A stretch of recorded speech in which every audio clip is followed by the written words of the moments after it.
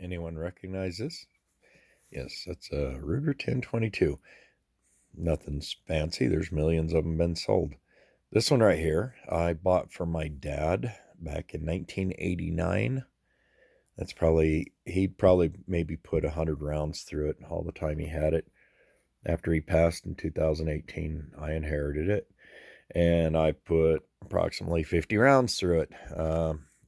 Problem being, uh, my eyes don't see iron sights that great, and this one still needed to be zeroed, and I just wanted to test it for function. Now, okay, the bolt's locked back. If I can get that to focus. Me and this phone just hate each other. And then here's the magazine. It's out. Okay, so basically bone stock. It's in, well, I'm just going to say it, damn good condition. It's like brand new. And for 1989, yeah, I'd say it's been well preserved, right? So I am going to put a scope on it since I'm in that scope mode, and that's why my bench is so messy. I got all the tools out and got a couple scopes over here. One of the scopes I've got is a BSA 3-9, but it's only a 32 millimeter. It's pretty small. I had this on my old 22 Mossberg, and it works. It's just kind of hard to see the eye box, and I just got some odd covers on there because the ones that it had on there, the things are pretty stretched out. Then I have a No Name 3-9 by 40 scope. This came on my son's Remington 783, I believe. No name on it. It's just a generic scope. It's relatively clear, and for a 22, I think it'd work great. But I haven't decided if I'm going to put this one on or this one. And as you saw in my last video, I've got some extra rings here. And since we're using Weaver bases, I'll have to use these wide ones and not these um, rimfire bases, which came on the Sweet 17. And so far, I don't have anything I can use them for.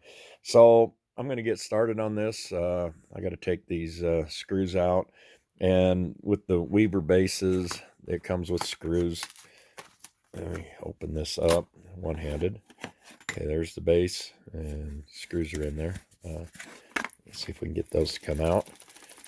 Okay, sticking on the sticky stuff. Okay, there's the screws. Anyway, yeah, and as you can see, I got my Loctite ready, and got my Wheeler tools all ready to go. So I'm going to get going on this and get a scope on the Ruger 1022. Maybe when I take the Sweet 17 out to zero it, I'll take this out too. Got a bunch of 22 LR ammunition, and yeah, we'll just get plinking around with that. But that'll be coming up in a little while. It's a day off. I had to take my wife's car in, get it serviced. It's first service, 11 months, actually almost a year. And we had a whole whopping 5,000 miles on it. But I told my wife, I says, okay, it's not a mileage thing. It's an age thing. So we went in just preventative maintenance. And the first maintenance was free from GM. But I've got a video over on my vlog page that talks about the dealership and getting a service. So, okay, I'm going to get busy on this and I'll get back to you in a minute. So one of the first things I want to do, I want to make sure that this is the right base. So I just lay this over the top of the screws, and sure enough, perfect matchup. And I got my flashlight here just because, here in the dungeon, it's a little deep, a little dark. So it doesn't matter if I have the cross bolts on these mounts or on these rings, because the Weaver base takes the cross bolts. We've got plenty of slots here, so we can adjust the length easily, and we'll get this all in. And another thing I'll have to do, we'll have to flip down that rear sight, and that's the nice thing about a 1022 is they just flip down, just so we don't have any interference with the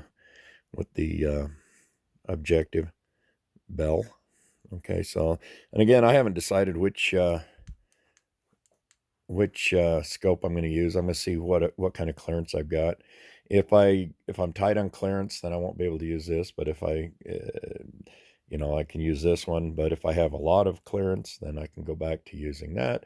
So we'll find out as soon as I put the bases and the rings on there. Okay, so I got the 4 little screws out. You see the shiny spots right there where they come out.